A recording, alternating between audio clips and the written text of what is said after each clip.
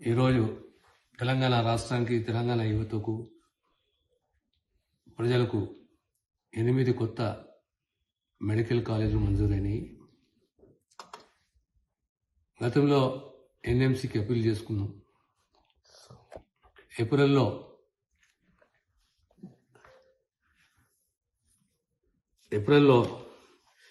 NMC షోకాసులు, ఈ 8 కాలేజీకి సంబంధించిన షోకాసులు జారీ చేసింది.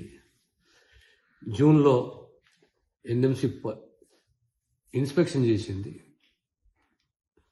Physical inspection. ఆ తర్వాత మారిన నామ్స్, ఎన్ఎంసీ నామ్స్ కు అనుగుణంగా ఉండాలి అనే ఉద్దేశంతో అసంతృప్తిని వ్యక్తం చేసింది. కానీ తెలంగాణ ప్రభుత్వం అన్ని చర్యలు తీసుకొని ఫస్ట్ అప్పీల్ ఎన్ఎంసీకి చేస్తే 4 కాలేజీలు మంజూరైనాయి.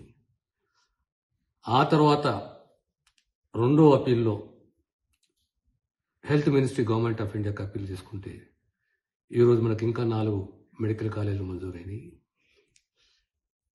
ప్రత్యేకంగా హెల్త్ డిపార్ట్మెంట్ అధికారులకు కానీ, మొన్న జరిగిన జనరల్ ట్రాన్స్ఫర్స్, ప్రమోషన్స్,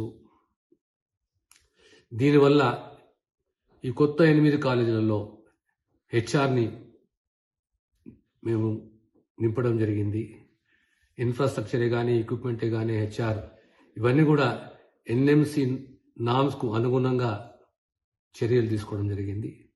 దానివల్ల ఈరోజు తెలంగాణ రాష్ట్రానికి కొత్తగా 8 మెడికల్ కాలేజీలు, అంటే 400 సీట్లు, ప్రతి మెడికల్ కాలేజీలో 50 సీట్ల ఇంటేక్ తోటి మనకు కాలేజ్ మంజూరైంది.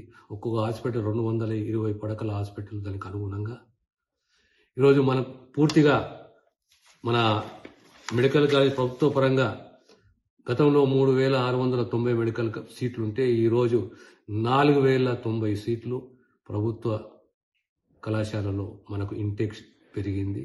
మరొక్కసారి ప్రత్యేకంగా తెలంగాణ రాష్ట్ర ముఖ్యమంత్రి రేవంత్ రెడ్డి గారికి ధన్యవాదాలు. ప్రజలకు ఈ శుభవార్త తెలియజేస్తున్నాను. Thank you. అసలైన తొలి వెలుగు. ఫాలో వాట్సాప్ @తొలి వెలుగు అఫీషియల్.